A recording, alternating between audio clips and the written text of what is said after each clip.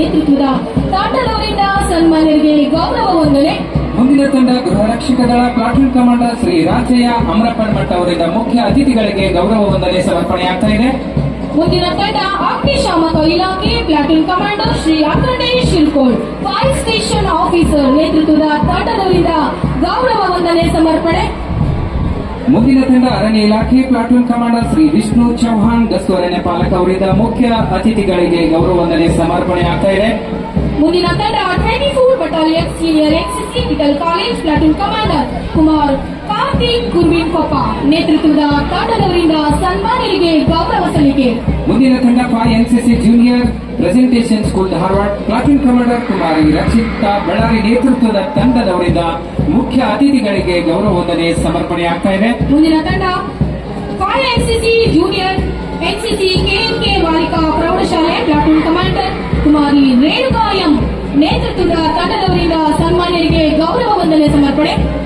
ಮುಂದಿನ ತಂಡ 24 battalion junior NCC Vidyaranya ಪ್ರೌಢಶಾಲೆ ಧಾರವಾಡ ಪ್ಲಾಟೂನ್ ಕಮಾಂಡರ್ ಕುಮಾರ್ ಬಸವರಾಜ್ ಪಟ್ಟಣಶೆಟ್ಟಿ ನೇತೃತ್ವದ ತಂಡದವರಿಂದ ಮುಖ್ಯ ಅತಿಥಿಗಳಿಗೆ ಗೌರವ ವಂದನೆ ಸಮರ್ಪಣೆಯಾಗ್ತಾ ಇದೆ. ಮುಂದಿನ ತಂಡ ಸರ್ಕಾರಿ ಆದರ್ಶ ಪ್ರೌಢಶಾಲೆ ಧಾರವಾಡ ಸೇವಾದಳ ತಂಡ ಪ್ಲಾಟೂನ್ ಕಮಾಂಡರ್ ನಾಗರಾಜ್ ಮಡಿವಾಳ ನೇತೃತ್ವದ ತಂಡದವರಿಂದ ಸನ್ಮಾನ್ಯರಿಗೆ ಗೌರವ ಸಲ್ಲಿಕೆ. ಮುಂದಿನ ತಂಡ ಪ್ರೆಸೆಂಟೇಷನ್ ಬಾಲಕಿಯರ ಸಿಬಿಎಸ್ಇ ಪ್ರೌಢಶಾಲೆ ಗೈಡ್ಸ್ ತಂಡ ಪ್ಲಾಟೂನ್ ಕಮಾಂಡರ್ ಕುಮಾರಿ ನವಮಿ ಕಲೆನ್ಗೌಡ ನೇತೃತ್ವದ ತಂಡದವರಿಂದ ಮುಖ್ಯ ಅತಿಥಿಗಳಿಗೆ ಗೌರವ ವಂದನೆ ಸಮರ್ಪಣೆಯಾಗ್ತಾ ಇದೆ. ಮುಂದಿನ ತಂಡ ಕೆಡಿವಿ ರಾಯಪುರ ಸ್ಕೌಟ್ಸ್ ತಂಡ ಪ್ಲಾಟೂನ್ ಕಮಾಂಡರ್ ಸೋಮಶೇಖರ್ ಕೆ ನೇತೃತ್ವದ ತಂಡದವರಿಂದ ಗೌರವ ವಂದನೆ. ಮುಂದಿನ ತಂಡ ರಾಜೀವ್ ಗಾಂಧಿ ಆಂಗ್ಲ ಮಾಧ್ಯಮ ಪ್ರೌಢಶಾಲೆ ಧಾರವಾಡ ಪ್ಲಾಟೂನ್ ಕಮಾಂಡರ್ ಕುಮಾರ್ ನಿರಂಜನ್ ಗಾಣಿಗೆ ನೇತೃತ್ವದ ತಂಡದವರಿಂದ ಮುಖ್ಯ ಅತಿಥಿಗಳಿಗೆ ಗೌರವ ವಂದನೆ ಸಮರ್ಪಣೆಯಾಗ್ತಾ ಇದೆ. ಮುಂದಿನ ತಂಡ ಅಟಲ್ ಬಿಹಾರಿ ವಾಜಪೇಯಿ ವಸತಿ ಶಾಲೆ ಧಾರವಾಡ ಪ್ಲಾಟೂನ್ ಕಮಾಂಡರ್ ಕುಮಾರಿ ಲಕ್ಷ್ಮಿ ನೇತೃತ್ವದ ತಂಡದವರಿಂದ ಸನ್ಮಾನ್ಯರಿಗೆ ಗೌರವ ವಂದನೆ. ಮುಂದಿನ ತಂಡ ಭಾರತ ಪ್ರೌಢಶಾಲೆ ಧಾರವಾಡ ಪ್ಲಾಟೂನ್ ಕಮಾಂಡರ್ ಕುಮಾರ್ ಪ್ರಥಮ್ ಇಂಗನಹಳ್ಳಿ ನೇತೃತ್ವದ ತಂಡದವರಿಂದ ಮುಖ್ಯ ಅತಿಥಿಗಳಿಗೆ ಗೌರವ ವಂದನೆ ಸಮರ್ಪಣೆಯಾಗ್ತಾ ಇದೆ. ಮುಂದಿನ ತಂಡ ಜೆಎಸ್ಎಸ್ ಕನ್ನಡ ಮಾಧ್ಯಮ ಶಾಲೆ ವಿದ್ಯಾಗಿರಿ ಪ್ಲಾಟೂನ್ ಕಮಾಂಡರ್ ಕುಮಾರಿ ಸೃಷ್ಟಿ ಹಿರೇಮಠ್ ನೇತೃತ್ವದ ತಂಡದವರಿಂದ ಮಾನ್ಯರಿಗೆ ಗೌರವ ವಂದನೆ ಸಲ್ಲಿಕೆ. ಮುಂದಿನ ತಂಡ classic international public school Dharwad platoon commander Kumar Karthik Hanasi ನೇತೃತ್ವದ ತಂಡದವರಿಂದ ಮುಖ್ಯ ಅತಿಥಿಗಳಿಗೆ ಗೌರವ ವಂದನೆ ಸಮರ್ಪಣೆಯಾಗ್ತಾ ಇದೆ. ಮುಂದಿನ ತಂಡ ಸಮಾಜ ಕಲ್ಯಾಣ ಇಲಾಖೆಯ ಮುರಾರ್ಜಿ ದೇಸಾಯಿ ವಸತಿ ಶಾಲೆ ತಿಮ್ಮಾಪುರ ಪ್ಲಾಟೂನ್ ಕಮಾಂಡರ್ ಸುಷ್ಮಾ ರಾಠೋಡ್ ನೇತೃತ್ವದ ತಂಡದವರಿಂದ ಗೌರವ ವಂದನೆ.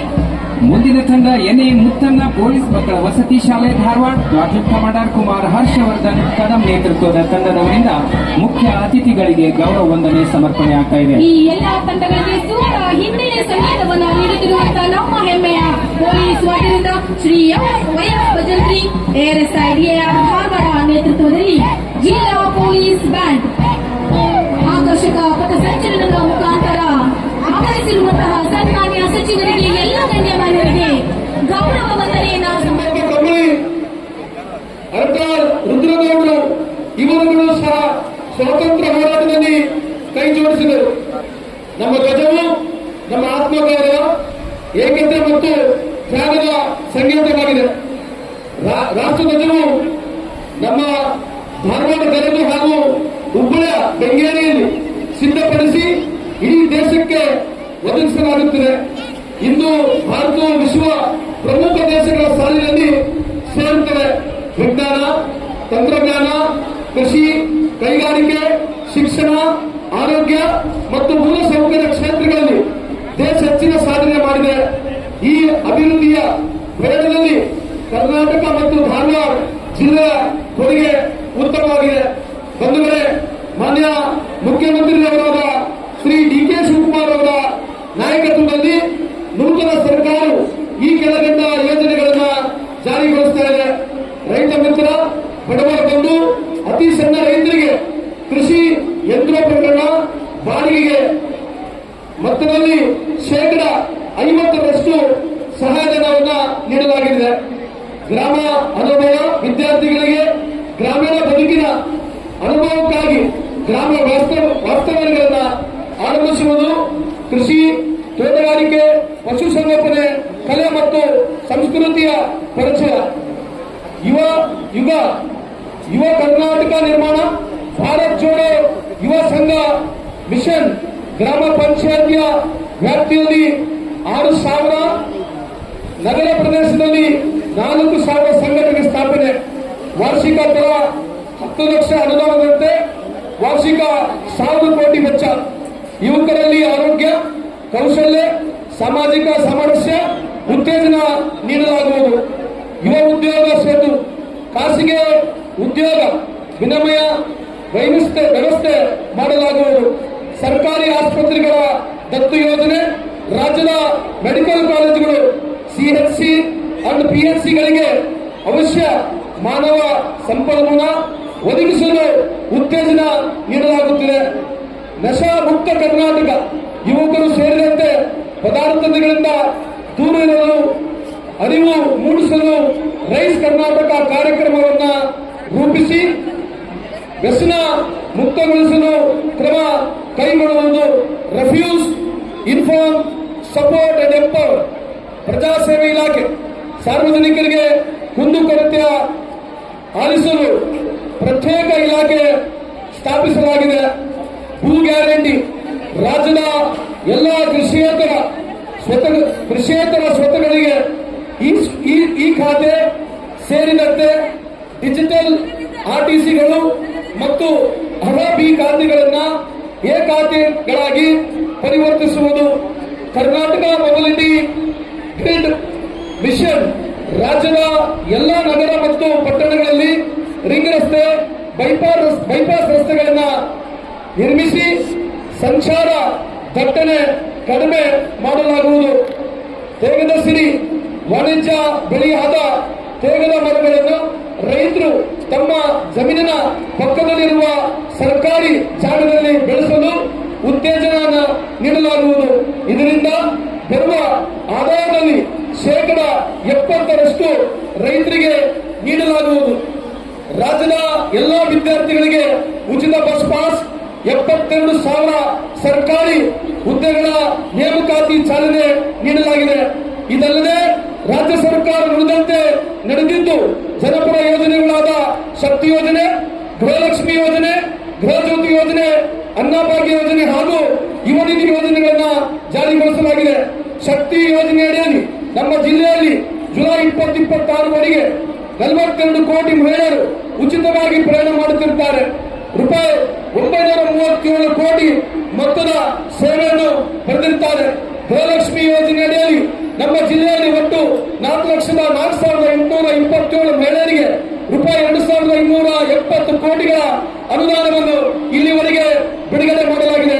ಗೃಹಜ್ಯೋತಿ ಯೋಜನೆ ಅಡಿಯಲ್ಲಿ ನಮ್ಮ ಜಿಲ್ಲೆಯಲ್ಲಿ ಒಟ್ಟು 5,12,270 ಕುಟುಂಬಗಳಿಗೆ ರೂಪಾಯಿ 803 ಕೋಟಿಗಳನ್ನು ವೆಚ್ಚ ಮಾಡಲಾಗಿದೆ. ಅನ್ನಭಾಗ್ಯ ಯೋಜನೆಯಲ್ಲಿ ನಮ್ಮ ಜಿಲ್ಲೆಯಲ್ಲಿ 3,75,996 ಬಿಪಿಎಲ್ ಕುಟುಂಬಗಳಿಗೆ ಆಹಾರ ಭದ್ರತೆಯನ್ನು ಒದಗಿಸಲಾಗಿದೆ. ಯುವ ನಿಧಿ ಯೋಜನೆ ಅಡಿಯಲ್ಲಿ ಧಾರವಾಡ ಜಿಲ್ಲೆಯಲ್ಲಿ 11,553 ಫಲಾನುಭವಿಗಳಿಗೆ ನೇರ ನಗದು ಡಿಪಿಟಿ ಹಣವನ್ನು ವರ್ಗಾವಣೆ ಮಾಡಲಾಗಿದೆ. 2026-27 ಸಾಲಿನ ಮುಂಗಾರು ಹಂಗಾಮಿನಲ್ಲಿ ಈವರೆಗೆ ಒಟ್ಟು 2.71 ಲಕ್ಷ ಹೆಕ್ಟೇರ್ ಪ್ರದೇಶದಲ್ಲಿ ಬಿತ್ತನೆ ಮಾಡಲಾಗಿದೆ. ಜಿಲ್ಲೆಯ 68,055 ರೈತರಿಗೆ ರೂಪಾಯಿ 130.45 ಕೋಟಿಗಳ ಬೆಳೆ ಪರಿಹಾರವನ್ನು ವಿತರಿಸಲಾಗಿದೆ. ಮುಂಗಾರು ಹಂಗಾಮಿನಲ್ಲಿ ಒಟ್ಟು 15,855 ಕ್ವಿಂಟಲ್ ವಿವಿಧ ಬಿತ್ತನೆ ಬೀಜಗಳನ್ನು ವಿತರಿಸಲಾಗಿದೆ ಹಾಗೂ 36,740 ಮೆಟ್ರಿಕ್ ಟನ್ಗಳಷ್ಟು ರಸಗೊಬ್ಬರವನ್ನು ವಿತರಿಸಲಾಗಿದೆ. ಧಾರವಾಡ ಜಿಲ್ಲೆಯಲ್ಲಿ ವಿಪತ್ತು ನಿರ್ವಹಣೆಗೆ ರೂಪಾಯಿ 28.68 ಕೋಟಿ ಅನುದಾನವನ್ನು ಲಭ್ಯವಿರುತ್ತದೆ. ಮಹಿಳೆಯರು, ರೈತರು, ಕಾರ್ಮಿಕರು, ಹಿಂದುಳಿದ ವರ್ಗದವರು ಸೇರಿದಂತೆ ಎಲ್ಲಾ ವರ್ಗದ ಬಡ ಜನತೆಗೆ ಭದ್ರತೆಯನ್ನು ಒದಗಿಸಲು ಸರ್ಕಾರ ಸದಾ ಬದ್ಧವಾಗಿದೆ. ಇವತ್ತು ವಿಶೇಷವಾಗಿ ಸಾವಿರಾರು ಸಂಖ್ಯೆಯಲ್ಲಿ ಯುವ ಜನತೆ, ವಿದ್ಯಾರ್ಥಿಗಳು ಏನು ಸೇರಿದ್ದೀರಿ, ನಾನು ಮತ್ತೊಮ್ಮೆ ನಿಮಗೆ 80ನೇ ಸ್ವಾತಂತ್ರ್ಯೋತ್ಸವದ ದಿನದ ಶುಭಾಶಯಗಳನ್ನು ತಿಳಿಸುತ್ತಾ, ಈ ದೇಶ ವಿಶೇಷವಾಗಿ 140 ಕೋಟಿ ಜನಸಂಖ್ಯೆ ಇರತಕ್ಕಂಥ ದೇಶದಲ್ಲಿ ಸುಮಾರು 40 ಕೋಟಿಗೆ ಹೆಚ್ಚು ಯುವ ಜನತೆ ಇರತಕ್ಕಂಥ ದೇಶ ಆಗಿದೆ. ಹಾಗಾಗಿ ನಮ್ಮ ದೇಶ ಬೆಳಿಬೇಕಾಗಿದೆ. ವಿಶೇಷವಾಗಿ ಯುವಕರು, ನೀವು ಬಸವಣ್ಣವರ ಹಾದಿಯಲ್ಲಿ, ಅಂಬೇಡ್ಕರ್ ವಿಚಾರಧಾರದಲ್ಲಿ, ಬುದ್ಧನ ವಿಚಾರಧಾರದಲ್ಲಿ, ಭಗತ್ ಸಿಂಗ್ ವಿಚಾರಧಾರದಲ್ಲಿ, ಸುಭಾಷ್ ಚಂದ್ರ ಬೋಸ್ ವಿಚಾರಧಾರದಲ್ಲಿ ಇಂಥ ಒಂದು ವಿಚಾರಗಳನ್ನ ತಾವು ಅಳವಡಿಸಿಕೋಬೇಕಂತ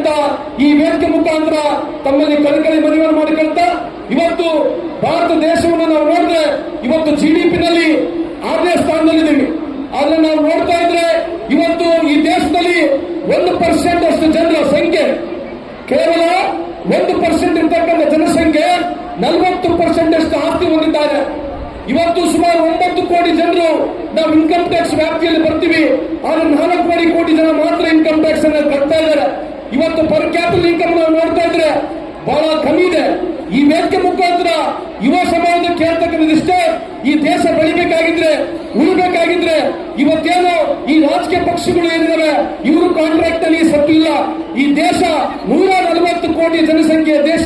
ಈ ದೇಶ ಬೆಳಿಬೇಕಾಗಿದ್ರೆ ಈ ದೇಶದ ಏಕೈತೆ ಸಂಸ್ಕೃತಿ, ವಿಶೇಷವಾಗಿ ಹಿಂದೂ, ಮುಸ್ಲಿಂ, ಸಿಖ್, ಇಸಾಯಿ ಈ ದೇಶದ ಒಂದೇ ತಾಯಿ ಮಕ್ಕಳಾಗಿ ಬದುಕತಕ್ಕಂಥ ಈ ದೇಶದ ಏಕತೆಯ ಸಂಸ್ಕೃತಿನ ತಾವೆಲ್ಲ